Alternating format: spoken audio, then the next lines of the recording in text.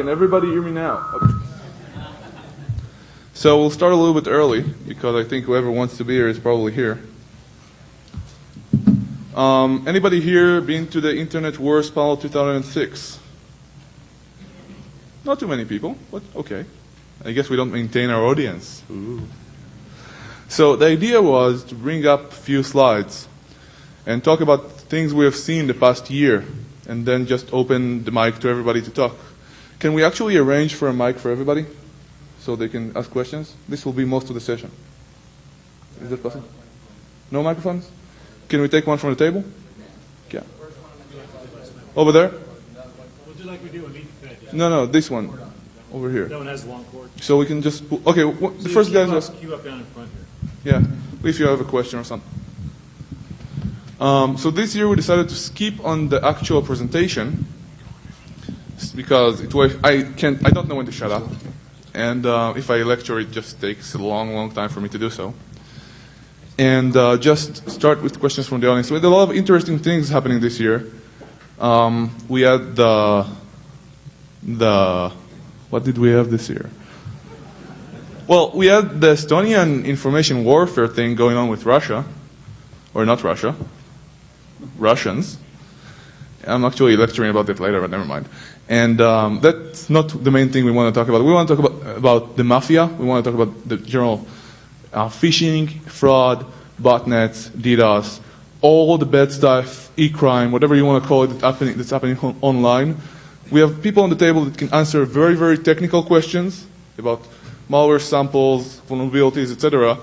People who can answer very general questions about incident response and how things are managed with global task forces. And for example, when we had malware on the Dolphin Stadium website 2 days, on Friday, 2 days before the Super Bowl, how that was taken care of and how cooperation globally was managed. And we have people from law enforcement here who can answer questions from their side of things. So everybody has beer except for the feds? Good. So I'll let just everybody introduce themselves. Please, 5 words. Can you start with George? Sure. Pass that mic. Let's see, George Bakos, Northrop Grumman, formerly Dartmouth ISTS, incident handler at the Storm Center.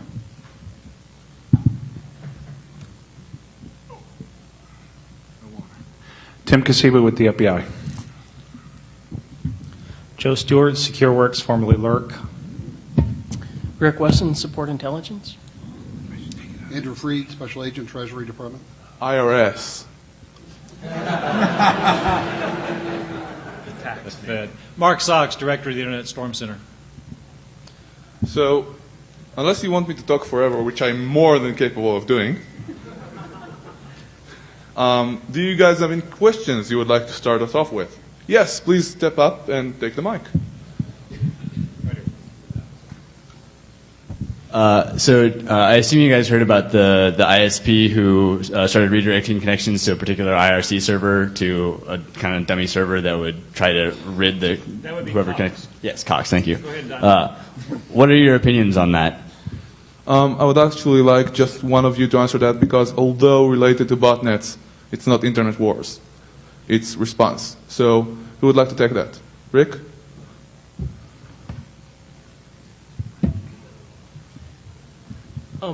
I had a fun perspective from this. What we Support Intelligence tracks and aggregates data about malicious activity. And so one of the things that we tried to understand is we looked at Cox's network before they did this and Cox's network after they had done this. And we didn't notice a statistically significant growth. Eat the mic, please. We didn't notice a statistically significant decline in botnet activity from their network. So, what it was doing was having people connect to a server that issued 5 or 6 different commands that sometimes removed malware from infected machines. So from the outside perspective, we can't tell that there was actually any positive effect. Now, Mark, would you like to actually comment about why you think they did it and if it's a good idea or a bad idea to the approach itself, not technologically? Yeah, so just who asked the question? So you know what they did, right? So Cox took any DNS queries that looked like they were going to CNCs and they just redirect them. A lot of consternation over whether that's an appropriate thing for an ISP to do. Right, exactly. So from a business perspective, it makes perfect sense. It's their networks. You don't like Cox, go to Verizon. I mean, just switch, right? But from a let's keep the internet pure, it's designed to do the things that we wanted to do. Bad Cox. It's like VeriSign when they did SiteFinder a few years ago. Did it make the bots go away? No. Did it make Cox's networks a little cleaner? Perhaps. I mean, not much. Is that what you're saying, right? So, I think it's the type of business reactions we're going to see in the years that come. The internet's run by businesses. It's not an academic thing anymore. It's a business venture. Consumers vote with their wallet. If you don't like the way your ISP is performing, find another one. Well, that's kind of a strong end for a lot of customers. Kind of something a lot of customers can't use because they don't actually have that much choice. Now you sell your house, move to another neighborhood.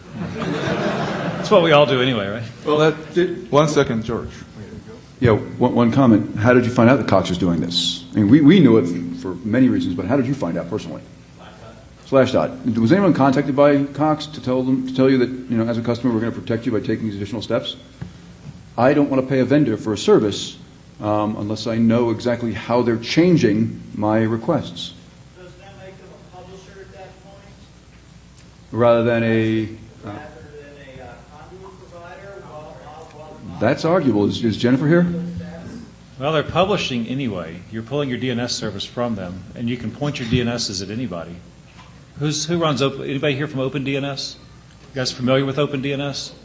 Right. Check out OpenDNS. If you go to them, you don't have the Cox problem. You're completely redirected. But guys, I'd actually like to take this question, mush it around, and bring in something I want to do. We always argue about ISPs not doing enough, and the ISPs argue, well, why should we? Not because there are bad people that are trying, but it's not our job, etc. And there is, on the extreme end, the regulation, and the other extreme end, there is free internet, don't be the internet's firewall. Do you believe, I mean, we know for spam, you have to maintain your systems, you have to filter. What do you believe would actually work for ISPs to implement as part of the system? You know what? What do you believe works right now that ISPs can implement to maintain their systems and combat this problem? Let's start with Mark. Egress filtering. Nothing leaves the ISP unless the it's basics. properly sourced. Basics, yeah. If they would just do the basics, yeah. If ISPs were to globally deploy devices that adhered to BCP 38, that would help a lot. I mean, that's something that everybody can do today. Basics. Who is that over there clapping? Another IETF in the... Who is that? What's your name? Joe. Hi, Joe. Everybody together. 3, 2, 1. Hi, Joe. But Joe is right, because those of you not in the ISP world, BCP 38 has been sitting there for how long now and not really implemented? Okay, let's move on to unless somebody wants to chime in here. Let's move to another question. Yes.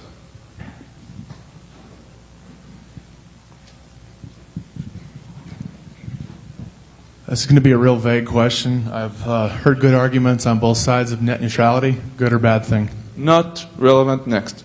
I'm really sorry. No, hold on. I apologize to you, but that's politics. We talk operations. So I apologize personally. I'm the evil guy, not them. I'm the asshole, okay?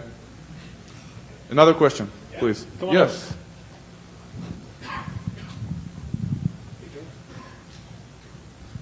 How long do you think it's going to be before we start seeing ISPs do, instead of the DNS poisoning stuff, start doing things with like BGP table manipulation, dropping routes for things they consider hostile? I think they're already doing it now. Can we rephrase this question so that we won't fall into the political pitfalls, because it is actually interesting? Okay. Go back to the mic. He has EFF on his back. I'm worried. Okay. How do I deal with ISPs that are doing this to me without my knowledge? Create your own DNS server and use it. Not DNS. No, BGP. BGP. Dropping prefixes.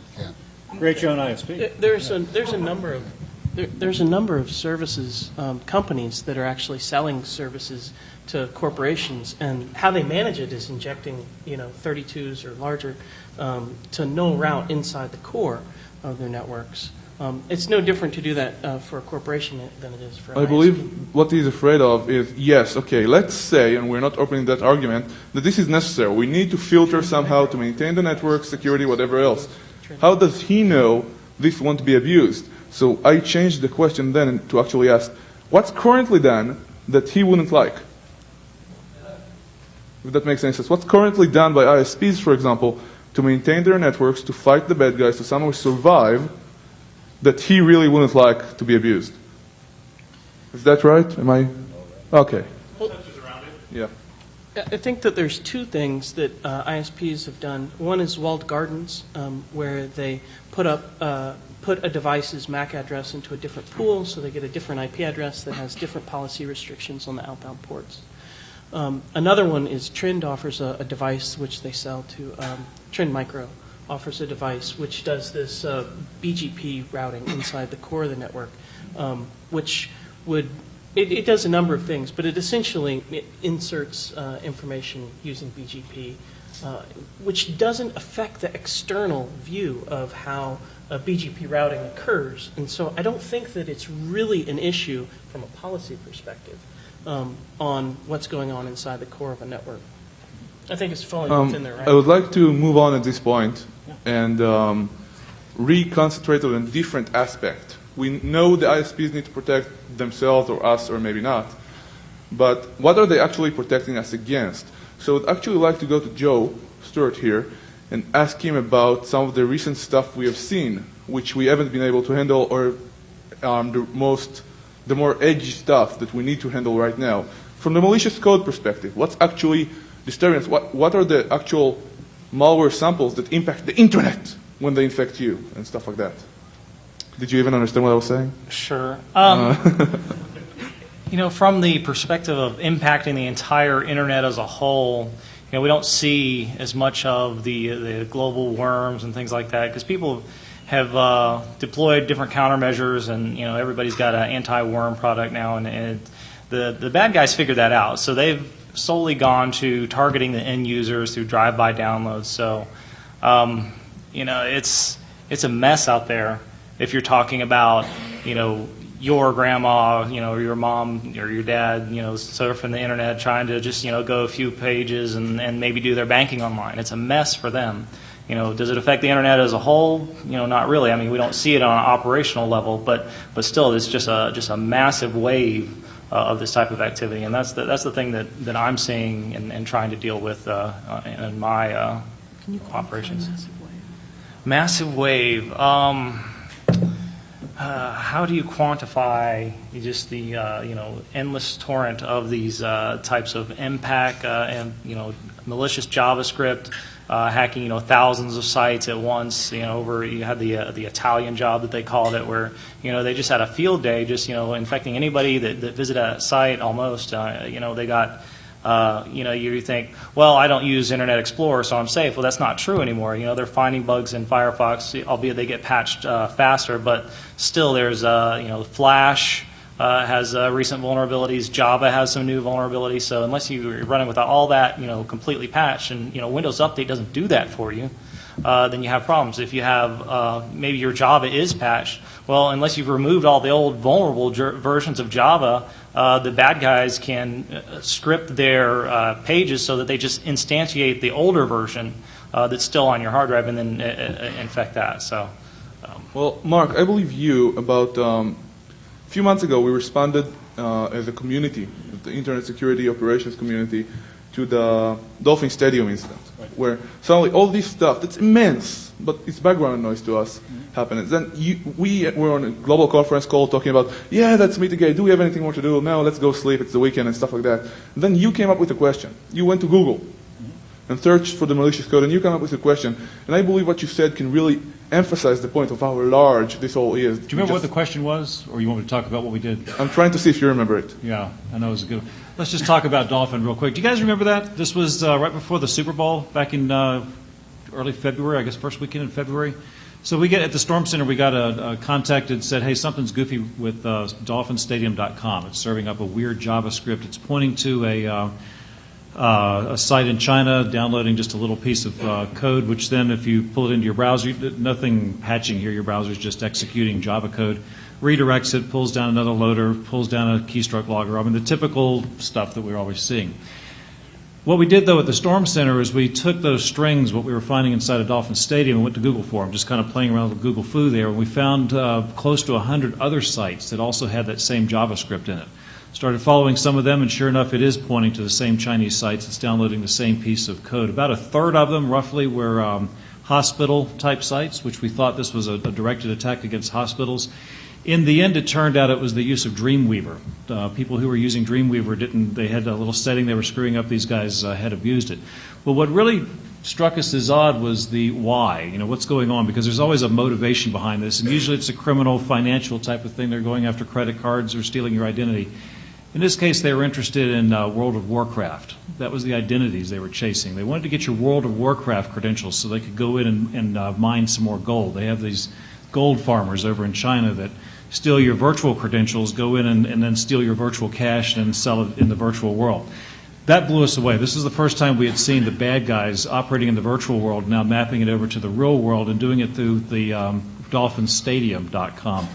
So then we continued to pull the string, and it turned out this attack had been around since back in October. We hadn't even seen it, didn't even realize it was there.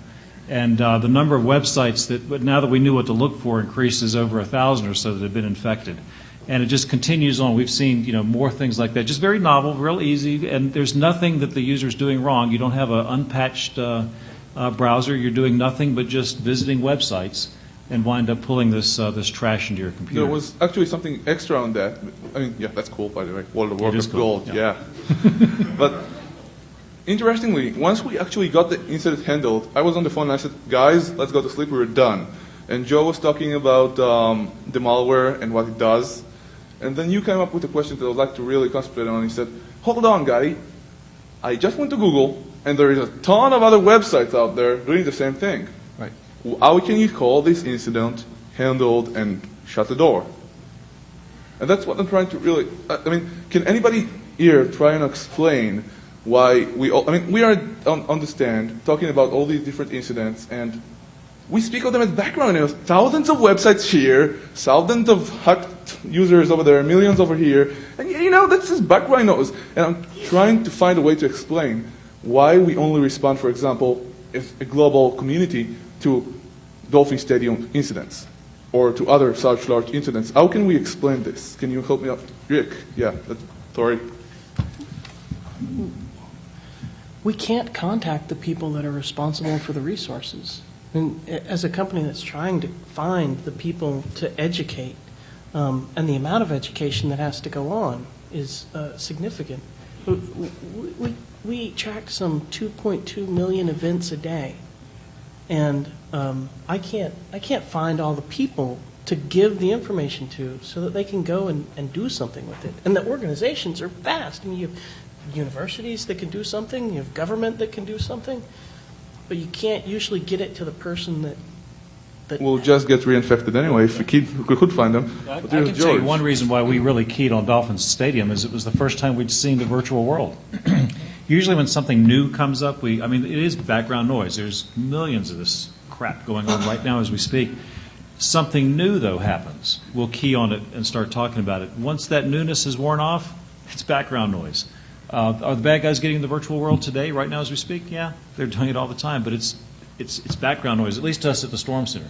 You guys may not see it. Yeah, we all try to basically respond to all of this. Last year... Hold on, Andy. We all try to respond to all of this. I love to talk even when I moderate. We all try to respond to all of this. This is important. But remember, this is all goodwill-based. Yeah. How can we respond to millions, right? So before we speak, Andy, I would really like this to hear the FBI's perspective, because they really do a lot. The FBI has really advanced in these past few years on online crime and all that. Okay, this is DefCon, I'm allowed to say this, shit. And we still don't see a difference. As far as I'm concerned, we lost the war. So I'd really like our two law enforcement members to comment on this. Well, first of all, from an FBI standpoint, the predicate behind the FBI getting involved is, first of all, a complaint. It's not that the FBI isn't proactive, but there has to, first of all, be a complaint. If there's not a complaint, then there's nothing. I think it was mentioned earlier, we're not just going to start we're going to start calling people unless certain things actually happen. So when you start, and then of course, based on the complaint, once you actually get past the complaint, then we need to start talking about what minimal losses. Is there a minimal loss threshold that's been achieved before we're going to expend resources to go after whatever's occurred? So you have two things you have to immediately look at before you're going to start going down that road. And if there's no complaint, then if somebody didn't file a complaint with the field office, there's nothing to get started on. So somebody has to complain. Anybody out there want to complain? Hold on, Andy. I think I just opened it up, right? So. One of the side effects of this problem, last year at the same session, I made the comment that like 1 out of every 5 machines are infected. Everybody took a gasp. And I think that that's probably almost a conservative number at this point. Where we're running into a problem is we recently have been going after some IRS phishing sites, which is nothing new. It's been a problem we've been dealing with since November of 2005. And in tracing back the source of the phishing site, we ended up executing a search warrant in Chicago 2 months ago. And just to really quickly summarize, this was a site that had not only access to phishing site, but also downloaded some of the captured financial data. That's why we targeted this one site. This was one out of about 100 and some addresses we had. So we went into the house, we executed a search warrant, got the computer out, and when we started looking at it, we stopped counting after we found 104 viruses running on this machine. So not only does some of this noise type stuff cause problems for blips on the internet, it's causing real problems for us even trying to do real investigations, because you basically lose any way of tracking anything at this point. Let me also tell you how severe this problem is. A separate project that we're working on the side, and I'll give you the URL to this in a minute. A piece of darknet space is picking up over 100 new infections per day. And this is not just little trashy stuff. It's the real mean, evil botnets. Connect back to Russia, download their eggs, execute it. Bad stuff. I'll give you the URL later, but we're finding inside of it just every day they're coming up with the coolest, neatest ways to continue these infections. For example, most of you understand about codecs, C-O-D-E-C. In other words, you go to some website, video won't play. It'll pop up a little thing that says, we don't know how to do this. Do you want to install your own codec? Do you want to let Microsoft help you? Do you, et cetera? What do most users do? Do you want to let Clippy help you? Let's let Microsoft help me, right? So your browser takes you off to codex.microsoft.com, which is where the stuff sits, or activex.microsoft.com if it's a ActiveX control that's missing. The bad guys have figured out how to use this. So they'll register malware with Microsoft. They'll register it as a codec. Your browser then redirects to get the codec. Microsoft points you off to some malware site, pulls it back as official Microsoft software, and now passes it over to you. You then install it because you think it's coming from Microsoft. But Microsoft has nothing to do with this. I'm not blaming them. They're just a little redirection here. But the user has no idea what's going on. They're just following some link. Some web page doesn't work. It's asking you to complete the little autocomplete box, and off they go. These little darknets that we have out there that can find this stuff, it's picking up, again, over 100 per day of all this new stuff, and it's constantly changing day after day after day. And the guys in the antivirus world, they can't keep up with it. There's no way to publish signatures that fast in order for consumers to keep themselves properly protected. That's a good question. Are you waiting to ask something? Yeah, I have a question specifically related. Then 1 second. I want to continue on this. What are your takes? I mean, this is a question we get all the time. Antiviruses, everybody uses them, or supposed to use them. I don't, but most people have antiviruses. It's the one security tool we know people use. What are your takes? What is your take on this? Do you believe the antivirus really helps out there, or should we just get rid of it? Go for it, George. Well, I've spoken to a fair number of webmasters, administrators, and owners of systems, end users, and more often than not necessarily in the word, but you can sense that they really don't care. I've had a number of people, especially when I was at Dartmouth, faculty and students say, "So what?" when I inform them that their machine's been attacking things in the network. At the Storm Center, I contact a provider, and I'll get, "Oh, thanks very, very much. We'll take care of that." And they certainly don't for quite some time. Why not? Because it's not negatively impacting their business. I had a very good relationship with an upstream provider when I used to host aldas.org. Any defacement folks in here? Any Zone H people? Well, we got DOSed off the face of the earth, and we took them on just so we can collect information about the bad guys. And the upstream provider was very, very proactive with us in putting in place ways to manipulate BGP tables so that we would go away, but not the rest of his network, if and when, well, correction, when the attacks came downstream. And his CTO didn't get involved and started screaming at lawyers until after the DOS that came down the pipe was so big that it impacted not only us but other customers of theirs. But there was, up until then, a real lax attitude that I see providers, webmasters, administrators, end users. Now, is antivirus working? To a limited extent, until your license runs out and you don't feel like paying any money for it. And my nephew, I just cleaned his machine up, 50 some odd pieces of spyware, malware. But it was okay because he could still get his papers in. Now, is there a symbiosis right now? Who in here can tell me they don't have any malware on their end user workstation? Probably about 30%. About 30% of the room just said that. And how many of them use Windows? How many use Macs, right? So then the rest of you, in some way, you're not freaking out. You're not calling the FBI. You're allowing this to exist. Now, maybe that's okay. Maybe we are going to approach a stasis. If we don't know where you have one. Well, it's like your body. You've got all these parasites and stuff that are inside your, your bowels. It's helping process your food, but you don't care, right? Andy? I do now. Andy? Yeah. Tell us about your... Don't tell me. I don't think that antivirus works very much anymore because we're seeing a very significant increase in the number of targeted viruses. And I know that, there was a wave of viruses that were going out that were supposedly from the Big Better Business Bureau. And it was an RTF document you were supposed to download. And, we saw that migrate now over to the IRS, which is how we got involved. Then it moved over to the Department of Justice. Then it moved back to the IRS again.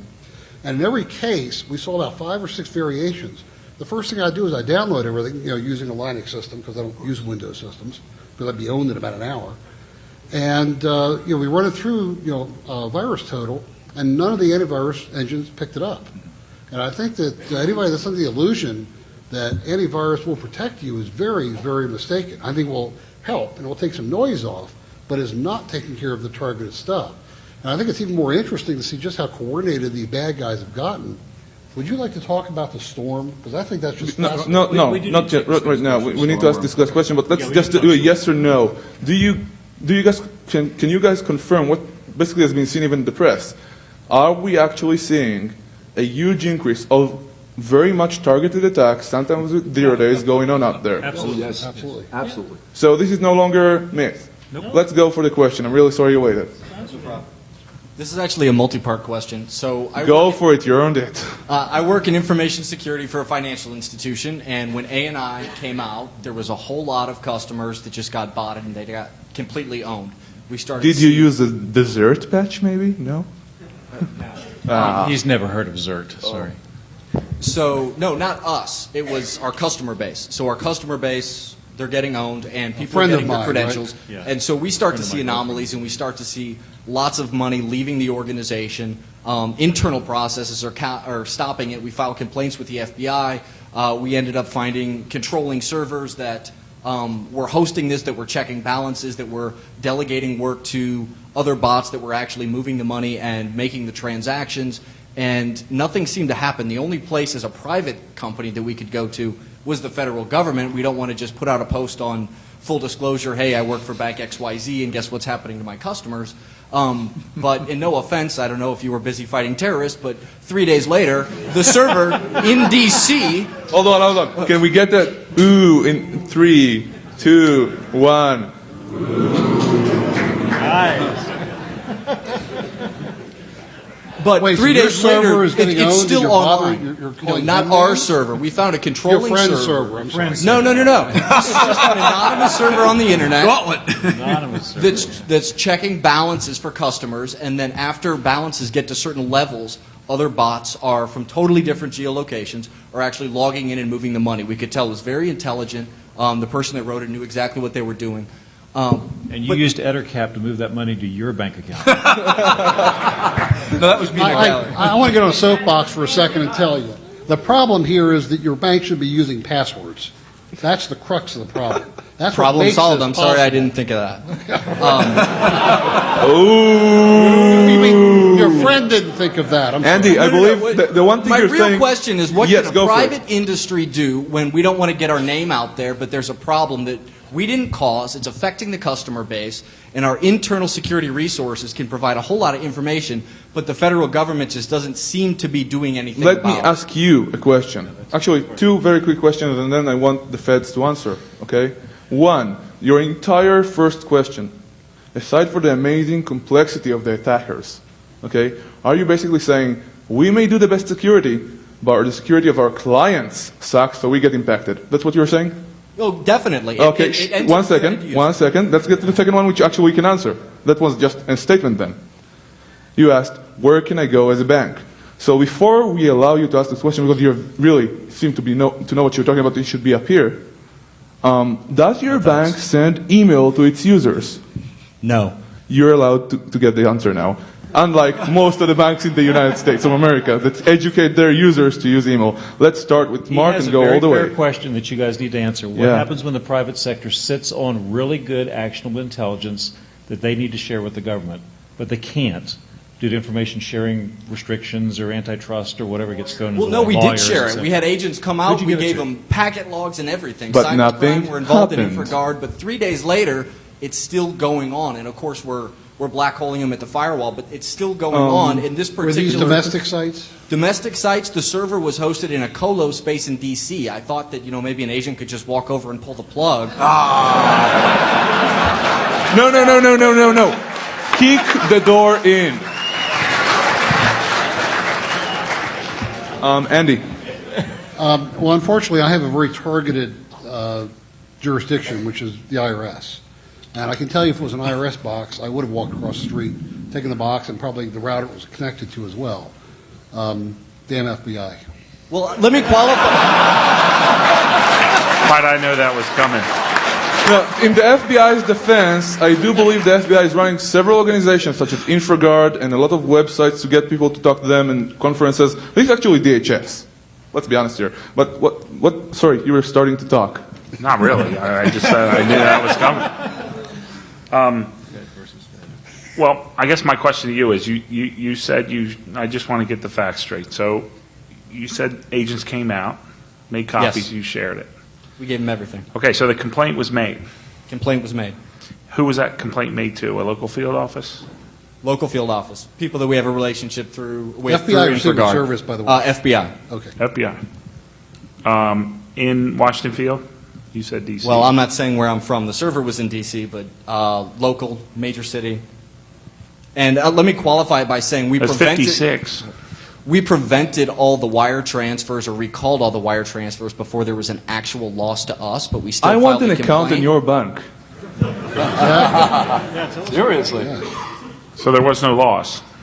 Yeah, that's the thing. So at the end of the day, because our internal processes caught it, and in some cases we recalled wires before they hit the Fed processing deadline at the other bank and actually went overseas where we just lose track of the money, we ended up getting it all back. But that was us being a good security team, and with us giving this information to the FBI, there's other organizations that could have been impacted, and the servers that were actually performing this work, that were casing the accounts, waiting for balances, and performing the work and moving the money, they were still up, and they were still attempting to attack us. Okay. Days later.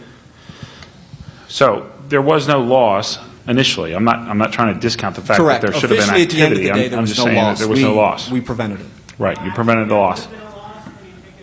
1 second, please. 1 second. The You amount of come up time here, he stand spent no, to seriously, prevent the come loss. up and stand beside him. No. But now, okay. But he has an excellent point, because there was a loss. I mean, he was saying there wasn't a loss, but he has an actual excellent point, because the time you spent to ensure there wasn't a loss is in fact a loss to your company. So when I bring up the idea of a loss, once a complaint has been established, when I bring up the idea of a loss, that includes any time you spent to prevent a loss or trace a loss, or all the hours that went into getting that money back. So My wife was pissed at me for a week. Oh, I bet.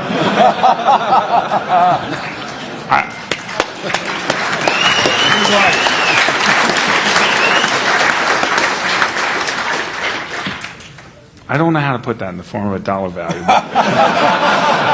But there may very I can well probably be. come up with a number. No, but guys, we have seen these problems many times in the past. The FBI, for example, that really is doing an amazing job. I don't mind putting people down when I need to.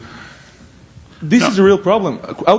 Maybe you can answer it in Yeah, a I better guess part of the quantifiable larger way. question is what does private industry do? Honestly, Just call a field office? or everybody will answer what's it the over, right thing to especially do? Mark. But you're really onto something here. Unless we can show a loss, and how do you show a loss from a botnet, right? How can we even report this? I mean, we want to complain. What's the process for us? What do we need to have before we go and file a complaint? Well, you have the Internet Crime Complaint Center, you have the local field office, you have, and they're expanding that tremendously. So you have a method to be able to call a field office. Now, you also said that nothing was being done. From what I could tell. From what you could tell. But the servers were still up days later. Yes. And that was a very key point because, first of all, it takes time after that to go through whatever you turned over, okay, the amount of time it took to go. And if there's something that clearly is time sensitive or whatever, they may actually elicit the help of you to help target where the issue is.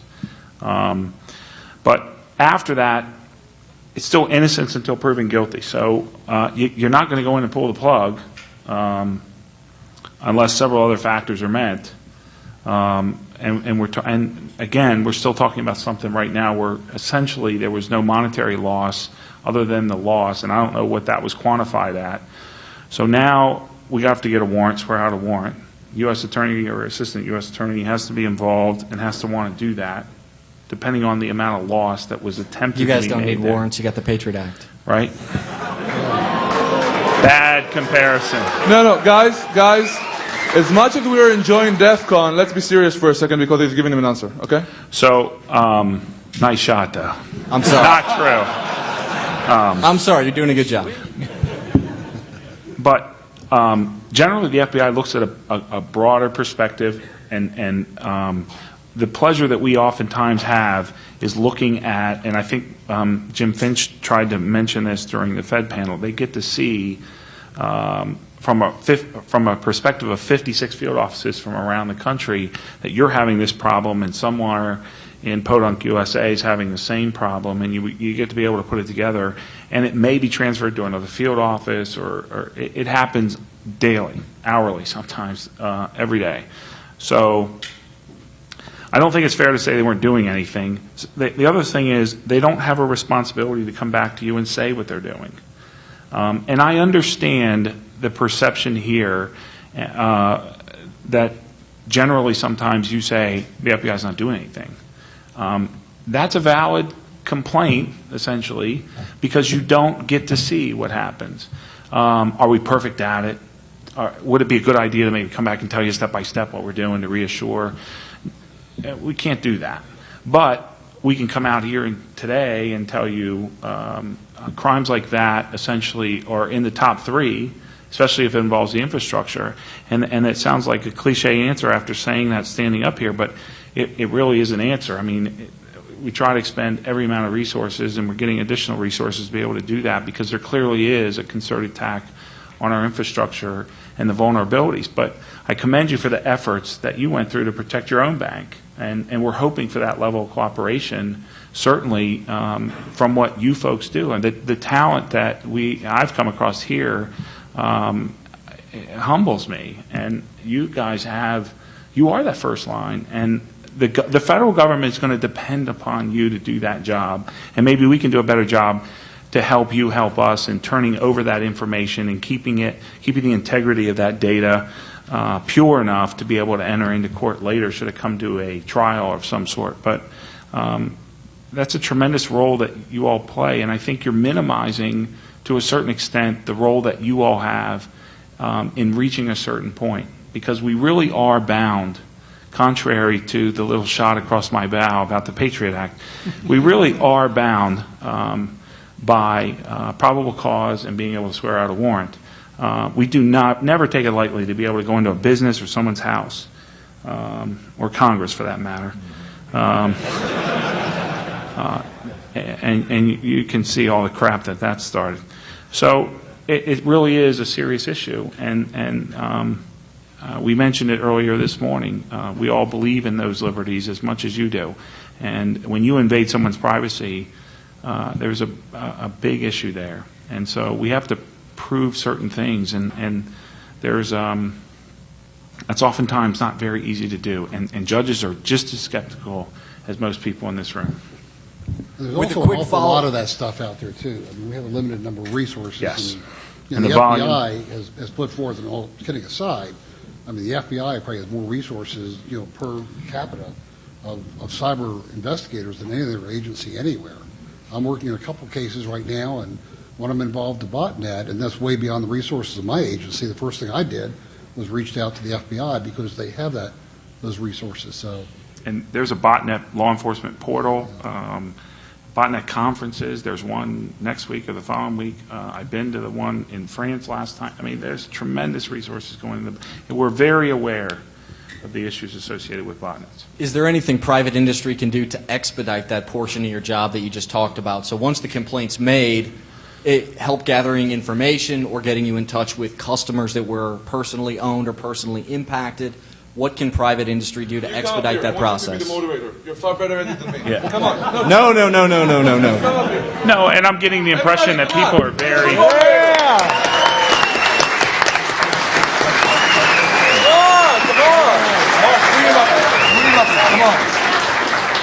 You moderator. So we need some new questions. This is my first duty as moderator. Everyone come hear my talk tomorrow on hacking online banking. I'm Brendan. Don't go anywhere. You've got a question.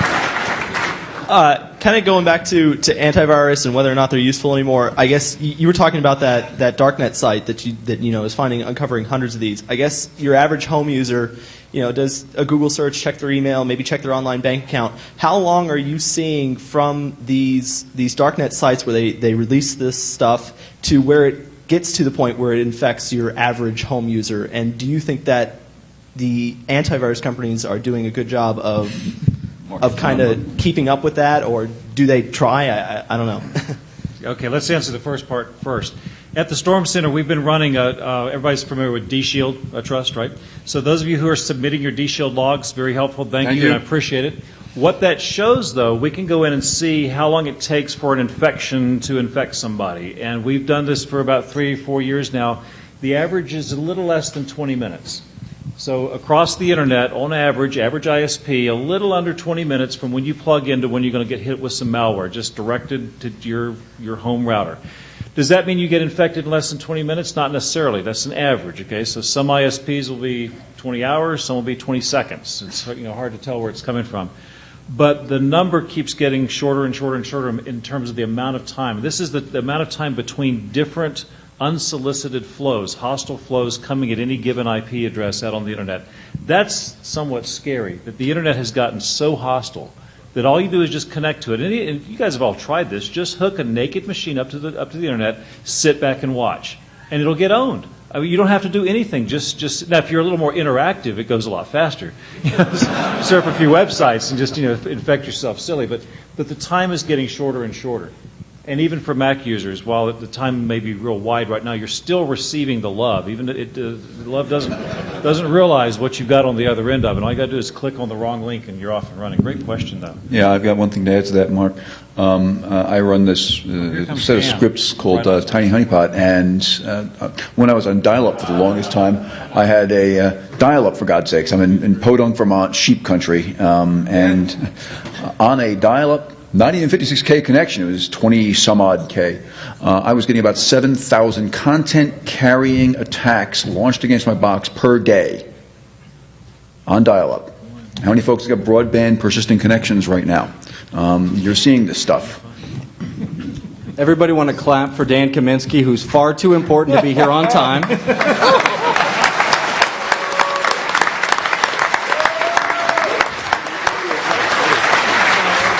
He's not drunk enough. There was beer here, so Yeah, beer's here. So I actually did want to comment on one thing about the 20-minute attack.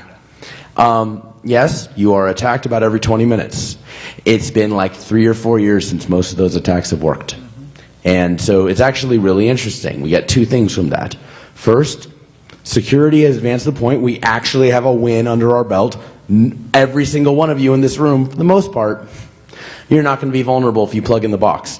You'll get attacked. You're not going to get owned. Where are the attacks coming from? The attacks are coming from everywhere. But that's the interesting thing.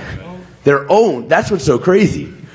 There apparently are enough machines out there that are still unpatched and still ancient that even though all of us are probably going to be fine, the attackers are losing nothing by making these huge floods. So machines are getting owned, but they're probably not getting owned by the same things that are causing these traffics to spike out. And that's where we're getting into, like, we have a lot of multi-layer attacks going on. Frankly, everything seems to have moved to the web. How many does it take to ruin the internet? How many owned machines?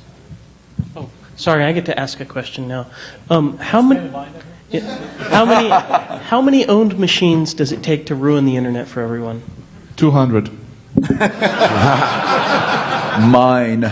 Plus or minus 5%. Unless you have something really cool going on, if you only want to do it very, stupidly, 200. Actually, the internet is not going to die tomorrow. I don't want anybody quoting me on that. Oh my God. If in 2004, everybody remembers Sasser, right? Mm-hmm. Okay. When Microsoft released the vulnerabilities for Sasser, the day before that, Cisco released a very nice little vulnerability about TCP resets for routers. Do you remember that one? Mm-hmm. Okay. So if the payload in Sasser would have included a little bit of Cisco TCP reset in there, just aimed at the core, 200 machines, could have had a field day. Who wrote Sasser? What the hell? Can you imagine if that actually worked?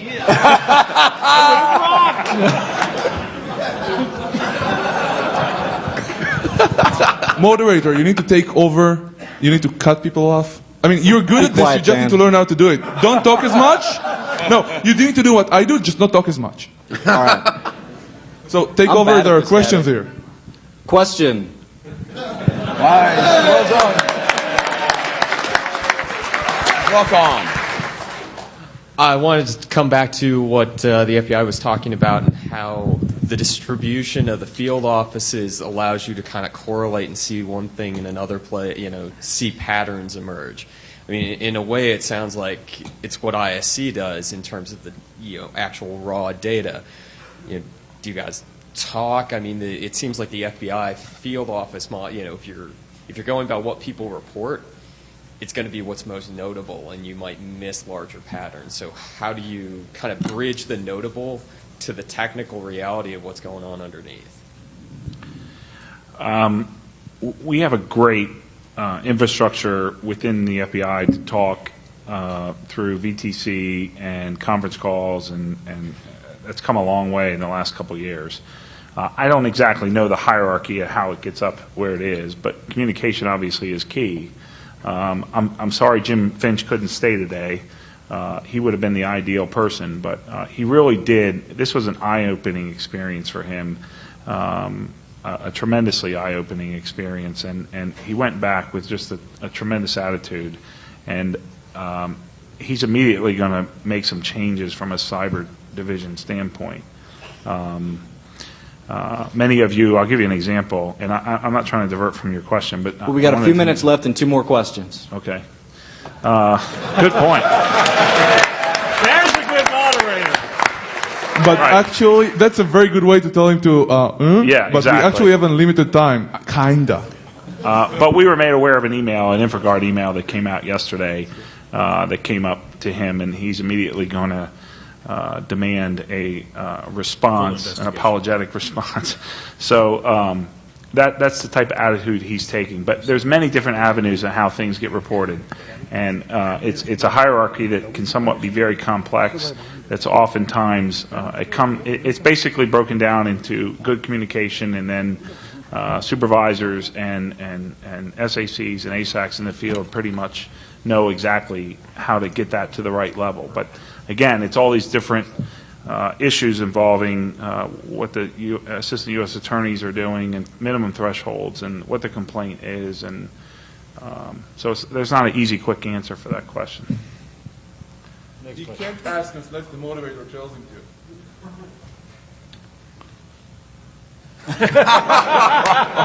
Yeah, we know there's a lot of users out there that think multi-factor authentication is a username and a password. Right, both factors. Yeah. E-Trade's had RSA token, their thing for a while. PayPal just instituted that. There are tons of banks out there, high-value targets, right? They don't do multi-factor authentication. What do you think we can do? See my talk tomorrow. It's on just that.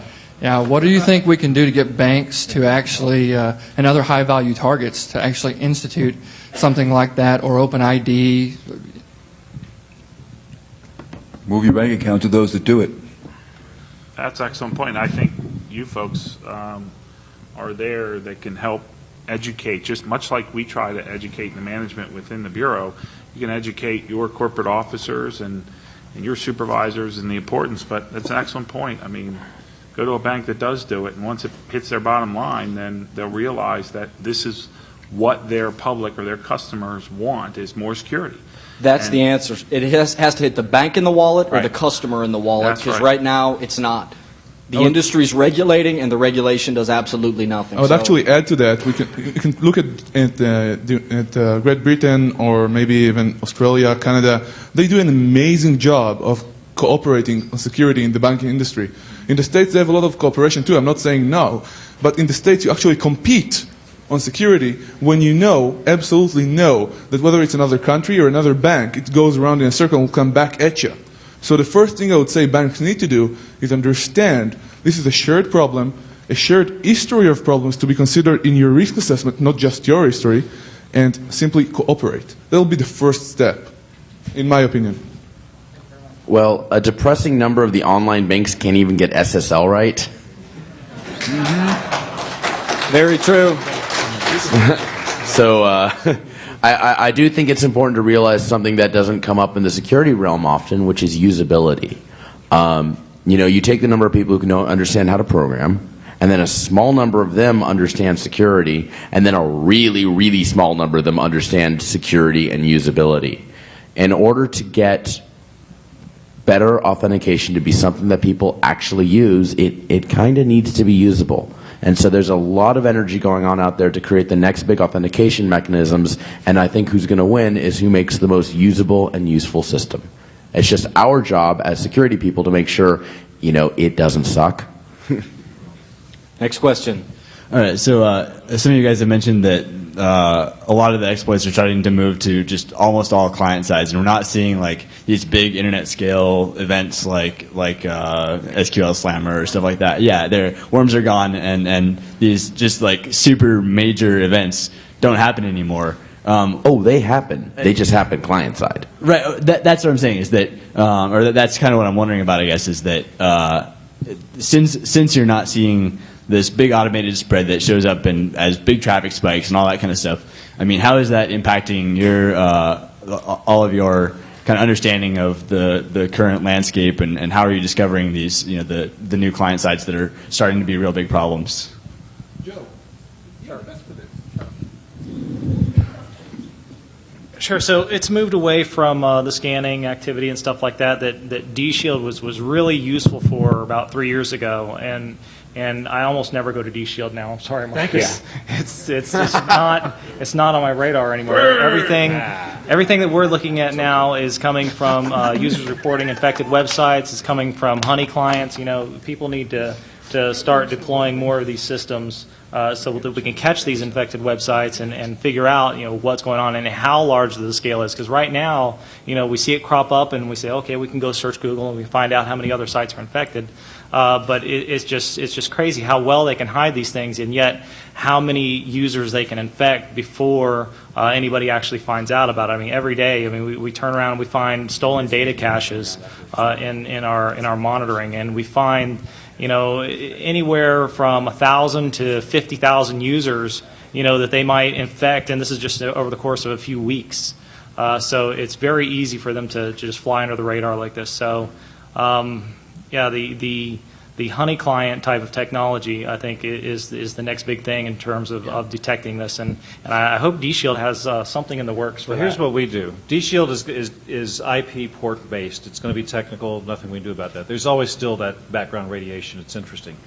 But what's really helped us is the human intrusion detection. In other words, system administrators, users that see something's wrong, they don't understand it, a piece of malware that shows up, and then they call and tell, or send us a note and tell us.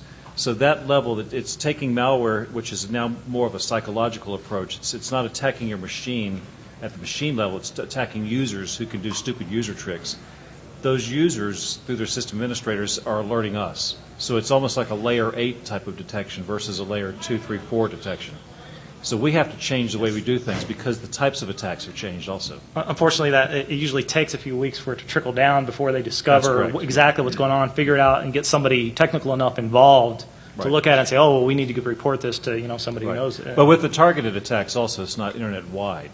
And so things tend to be a little more focused, a little Not as just targeted wide as they attacks, were. actually. 0 days. Everybody even saying things that have become buzzwords right now, such as 0-day Wednesday or 0-day Friday and stuff like that. And what we've actually seen, and Mark can probably continue this better, is that this is really ROI related. It will be released on a Friday after Patch Tuesday, but only if the ROI requires it. They will not waste a 0-day. Mark, you can probably say more. I mean, the whole thing is business related. Are there any bad guys in the audience? Anybody writing malware? I mean, no kidding. It's why would you release malware today other than to profit from it? Joe, it's academic, right? I mean, that's fun, but Mark, it's Joe, money-driven. you're both on Xert, right? And Xert showed up because of all this. Can you elaborate a little bit on this, Joe? Sure. So when the 0-day attacks are coming out, we know that there's a window of opportunity for the bad guys to where it's going to be out there plugging away, infecting everybody, and nobody's got a patch for it. So concerned individuals came together with Gaddy and organized the Xert, and we're trying to delve into the finer bits of the code and try to figure out if we can release a patch in time to save a few networks for people that want to use it. Some people don't. And I can understand that, but we're trying to get out there and protect the internet, as best as we know how. We have the skill, so we want to volunteer that. Yeah, the last year we've done one, right? 3. No. Just in the last 12 months. Yeah, the last year. Total of 3 since Xert started. And we, by the way, have been working closely with Microsoft on this because at first it upset them. Do you all know what Xert is? Does that hopefully ring some bells, right? So after WMF last year, this was 18 months ago roughly, the Windows Metafile problem, a team had already began to crank out this concept of can we issue a patch faster than Microsoft can, an unofficial patch. And so, I'm dropping the guy's name. Who was it that did the... Ilfak, yeah, of course, issued the unofficial patch. Well, many people installed it, and it worked great. Microsoft and others complained, said, no, this is not official, we don't warrant, etc. Well, the Xert kind of came out of that said, there might be the opportunity that if there really is something fairly straightforward that fixes or at least temporarily patches, let's just put it out there, and it's your choice whether you use it or not. You make the business decision. How much is at risk financially should you get infected by the 0-day? Does it make a good financial decision to put in this temporary unofficial patch? Once Microsoft comes out with theirs, or whoever, and Microsoft, all 3 have been Microsoft, if I remember correctly, is that right? All 3 of ours have been Microsoft, right? I think, yeah. All 3 of ours so far have been Microsoft, but we are not against Microsoft. No, that's right. It's just the way it's worked, right? But as soon as they come out with theirs, the Xert patch disappears, and we push real hard to do the official patching. So the Xert function is alive and well. The 0 days, though, particularly with Office products, magically ended back in about February, March. Did you guys notice that? It's kind of been this drop-off in 0 days. Been some neat behind-the-scenes things happening. Finding the groups that were writing the 0 days over in China, guess where that where that comes from, and working kind of behind the scenes to make that disappear. But there are lots of people you don't see at the table here that do the behind-the-scenes cleanup. Largely volunteer effort, some of it's corporate, trying to make the internet a safer place. I don't think it'd be even appropriate to put all these folks up on the stage because most of them don't want you to know who they are. But it's almost like the cyber vigilantes that really don't use that word. Don't use that term. Don't use the term vigilante. Yeah. But the good guys. No, this is really bad for us. We mean vigilante as in neighborhood watch because honestly, as much as we want the FBI, the IRS, everyone else to do this, change the economics, make a difference, put these guys behind bars, We need to protect our networks, maintain our livelihood on the internet while we wait. So we may in some cases actually be harming their efforts while we wait for them to do something, and they are doing a lot. Just, again, their resources and issues and things we can't see. In the meantime, we need to keep working on this. And Xert, for example, we have been, although this is of course one-directional, Microsoft has been very nice though, we have been trying to share whatever we can and tell people don't use our patches if you have a real patch out there. Wrap it up, Gary. You need to wrap it up. You're the moderator. I'll speak as much as I want. I'm in the panel now. One more question, though. All right, this is a topic after the moderator's own heart. Back to the original question about banking assistance with Trojans and viruses and that, well, phishing, that sort of thing. In our experience, well, we learned several years ago that the feds were pretty useless at helping us for urgent problems. But now we do go to you guys. But when we actually request assistance is when we've done most of the legwork and we need help urgently. And then you get that, you report it and several days go by. What's being done to actually help out in terms of getting things done urgently, given the legwork we're already doing to collect evidence and things like that? I think Gary wants me to wrap it up. Yeah, but who's the question to? After this question? Okay. Yeah. Who's the question to? To the feds. To the feds. Specifically FBI. So what's been done to more urgently respond to a request? Yeah, given that we do most of the legwork ourselves in terms of collecting the information and attempting to get things shut down. Well, one of the things, one of the methods that we use to come in and actually take the evidence from you, or suspected evidence, is a consensual warrant. So if a agent comes out, they're going to ask you to sign a consensual warrant. So at that point, we can take custody of what you've essentially taken, right? So a consensual warrant is you're giving us permission to, you own that. That's your data. You own that. So you're now giving us permission to take custody of it. Hang on, I'm just going to cut you off there. My point is, in our experience, a friendly call from a field agent to an ISP or a hosting company goes a long way in getting things shut down without requiring a warrant. And often that doesn't get done. You go through the whole legal process, which takes the time when you could have done the incident response work and made a phone call. I don't understand the premise of the phone call, though. As in, can you shut this server down? This is special agent, whatever your name is. Or can you take a look at this server? Yeah, and that happens a lot. I mean, they'll actually go out to the ISP or send a lead to another field office if it's halfway across the country and ask someone to go out and talk to this ISP. I mean, we're very proactive about having relationships with ISPs, especially major ISPs in major cities. So they'll send someone out to actually talk to that ISP. And generally, sometimes with a phone call, they will do that. Obviously, in the circumstance that you're talking about, or a couple or many, I'm not sure, that obviously didn't happen. But I know that happens. I mean, we do shut them down or ask them to be shut down or taken offline or for whatever reason. We will do that. They'll issue F letters, preservation letters, again, within the bounds of what we can do legally. Do those laws not need to be changed? Absolutely. The FBI does not change those laws. All right, working within the IRS and phishing sites, I can tell you that there's been a big change in ISPs from 2005 to the current time. In the early days, it was sometimes difficult to get an ISP to shut a phishing site down. And I think pretty much worldwide, if I call an ISP and I say, listen, I'm with the government, we have a phishing site, it's hosted on your server, here's the URL, here's an email showing I'm from a .gov, will you help us by shutting it down? Generally, it's shut down within minutes. And I've done about 370 of them since 2005, and I think that's pretty easy. Now, getting the data afterwards isn't necessarily so easy. I need to cut you off. Please don't audit me. We're going to do 30-second wrap-up here, so each speaker, 30-second closing statements, please. Starting over there. Okay. Ultimately, it's up to the users, the folks that actually depend upon these things and value their resources. So all I can say is to win the internet war, every single person out there that values their stuff has to stop being a lamer. Apply BCPs, all right? Egress filtering if you're a provider. Keep yourself updated. Be aware of what's going on, and just don't be a lamer, and they can't win. Here, read his Excellent email point. to us. Tell us what's on there. You have an incoming call from Riot. Hey, what's up, Ash? You're burning your 30, Dan.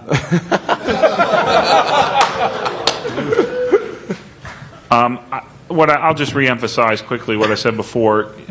You actually play a tremendous role. Don't minimize your role in what you do. Don't give up hope. There's a lot going on the federal side. Many of you don't see. Be proactive. Above all, be patient. Understand that we're sometimes as frustrated as you are, but we work within the bounds of what the laws allow us to do, and I know you appreciate that. Even though you think the Patriot Act may have expanded those capabilities in many respects, just as an example. But we're certainly very conscious of what those laws allow us to do, and sometimes that takes significant time. But hopefully what we tried to emphasize here this weekend is not to minimize what your role is. The talent here, this 5 has just seconds. been... it's been an incredible experience for me. I must say, DefCon rocks, and this has been awesome this weekend. Thank you.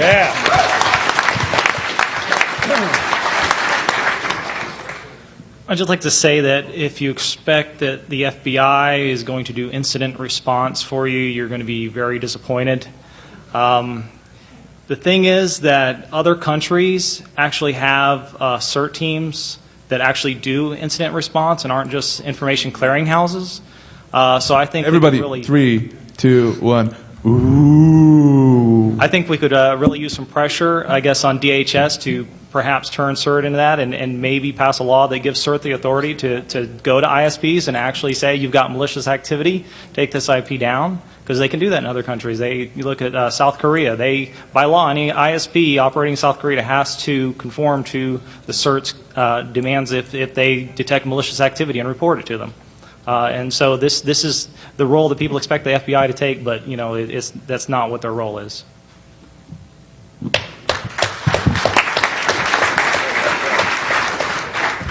Clean your own backyards. Yeah, I think we have a long road to hoe. It's going to be at least 5 years, I think, before we are able to turn the tides on any of this. So it's going to get a lot worse, much worse, if the trends continue. And there's nothing that says that they won't stop. I'm a pessimist at this point because I haven't seen anything actually change the trend. And I'm ready to find something outside of the box because these things aren't working, and all the major attempts that we've seen were always beat. So I'm in a pretty sad state right now. There's a lot of work to be done, and You sound sad. Yep, thanks. Well, it probably is all the beer from yesterday. It's just my hangover talking. So, we're 5 years out, and my prediction is that this will be an issue for heads of state within 3 to 5 years, and it's already gone that high in Japan. So,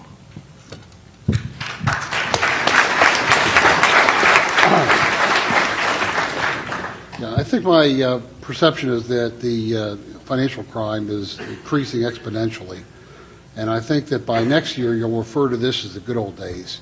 I think short of getting little submarines under the ocean clipping little wires, we're going to see a lot more problems. And I think that we're going to have to rely on you to assist us. We can't do it all. We don't have the records. We don't have the networks. The FBI can't do it all. Secret Service, who for whatever reason never seems to show up to DefCon, they do a lot of the banking stuff. They're not here. They can't do it all. IRS can't do it all. It's going to take a lot of work. But I'm sure 5 years from now we'll still be talking. There will still be an internet. We'll still probably be working, doing something, although I'll probably be retired by then.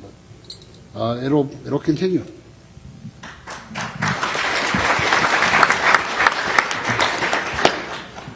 Geography is dead. So all jurisdiction that guides law enforcement is based on the idea that most of the people that you interact with are geographically close to you. And as you get farther and farther away, there are more significant crimes, but less people you're interacting with. Now, all of us, we live in a world where geography is dead, but the old model of law enforcement continues. And when we even talk about up to the point of heads of state, states are geographical locations. We actually have a political and law enforcement system that does not interact accurately with the new threats that we're facing. And what I want to have everyone understand is that is why we don't get 24-hour response, like calling 911 on, someone hacking you. You know what? They're in Malaysia. 911 doesn't do anything. So that's the problem that we have, and everyone should understand it.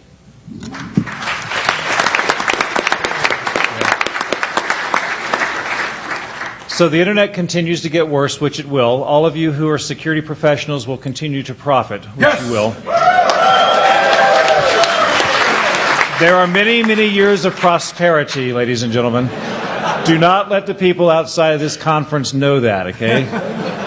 Just make them think all is well. Okay, criminals dominate. We know that. Espionage is certainly on the rise. Everything on the internet has value. The bad guys know that. They're off to get it.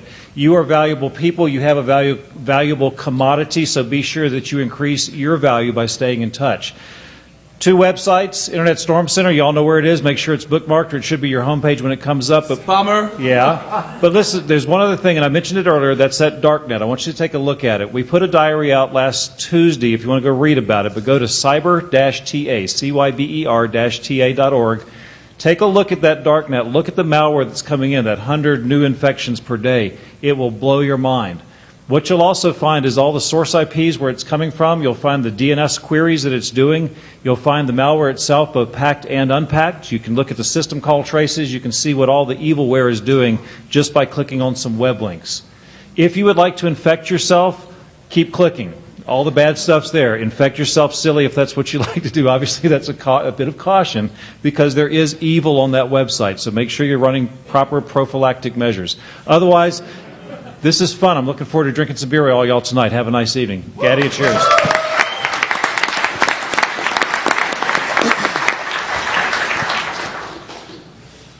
I'm going to try and do it in 10 seconds, otherwise it will be an hour. I'm actually an optimist. I believe there is a lot we can do. We know what we need to do. Tomorrow's trends, shut up. Tomorrow's trends are things we're currently aware of but are not taken care of, which is kind of sad. And being an optimist, I can tell you, the current situation is completely lost. We are, in fact, in the losing position after World War II, meaning after World War I, I'm sorry. Our terms are right now, after we lost the war, are being dictated by the bad guys. Why am I still an optimist? Because people rise to the cause. And there are a lot of people in the room still sitting, and if you want to help, if you want to get together with this, you can. Because as much as the FBI is doing a lot of work, as much as Andy and the IRS, and everybody is doing a ton of work out there, what the fuck is going on with your cell phone already? DefCon, I say a lot of fuck, okay. But seriously now. It's a personal vibrator. It's a personal vibrator, right, okay, right, okay. So, let's look, seriousness for a second. You can get involved, really, because the FBI can investigate and try to turn the tide if they are given the power to do so, and recently they've been given more and more authority, policy-wise, to take care of this kind of stuff. They don't yet have the right... the big guys upstairs don't let them do their job yet, in my opinion, and we still need to take care of our own business. So get involved, take care of your networks first, then come join the Storm Center, and go to a Bleeding Edge to work on snort signatures, other stuff, work on Shadow Server, working with botnets, a lot of good stuff out there, and you can help. So this all idea, all the questions we're trying to answer, all this misery we are giving to you by being on the front lines and seeing all of this shit, and I'm way past 10 seconds, is, guys, yes, we already lost the war to make the internet safe. It never was safe. It was an open environment, open to abuse to begin with. But it can be used safely if we work for it. Thank you.